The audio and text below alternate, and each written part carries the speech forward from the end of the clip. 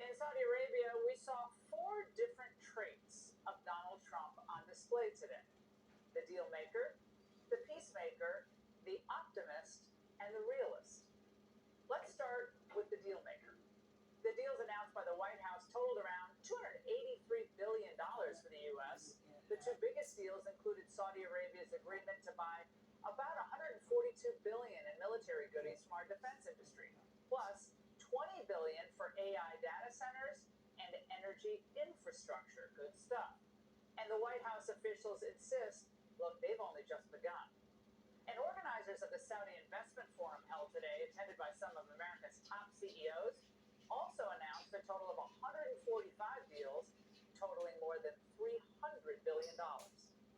With this trip, we're adding over $1 trillion more in terms of investment into our country and buying our products. And, nobody makes military equipment like us. And with the best military equipment, the best missiles, the best rockets, the best everything, best submarines.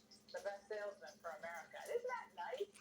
Especially compared to what we had during Biden's 2022 trip to Saudi Arabia. I know it's late, but thank you for being here.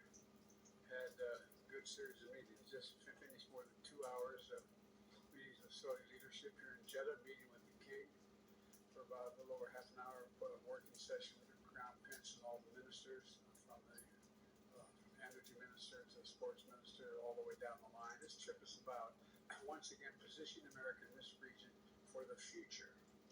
We are not going to leave a vacuum in the Middle East for Russia or China to fill, and we're getting results.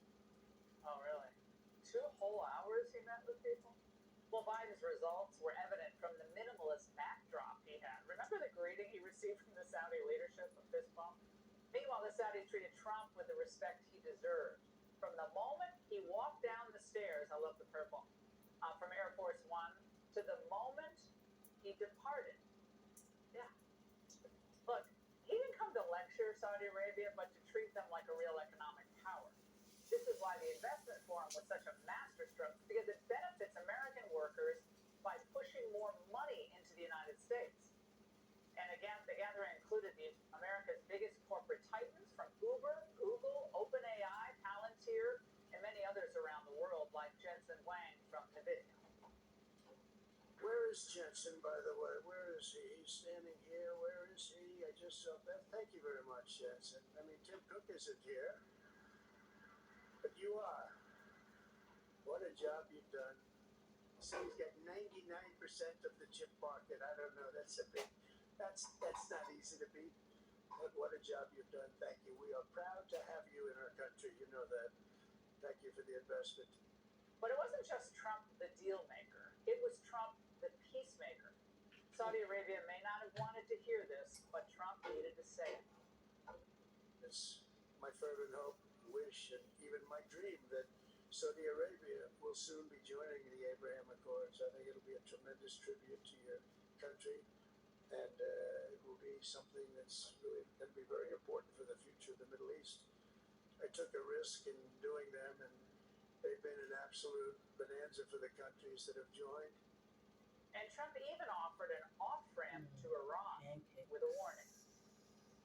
If I can make a deal with Iran, I'll be very happy. If we're going to make your region and the world a safer place. But if Iran's leadership rejects this olive branch and continues to attack their neighbors, then we will have no choice but to inflict massive maximum pressure, drive Iranian oil exports to zero. The choice is theirs to make.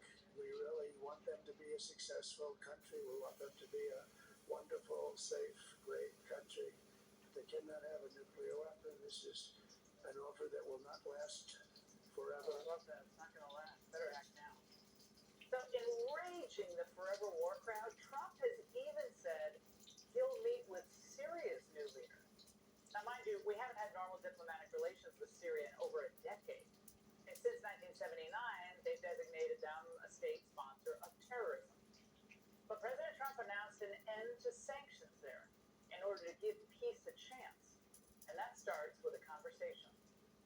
I will be ordering the cessation of sanctions against Syria in order to give them a chance. In Syria, which which has seen so much misery and death. There is a new government that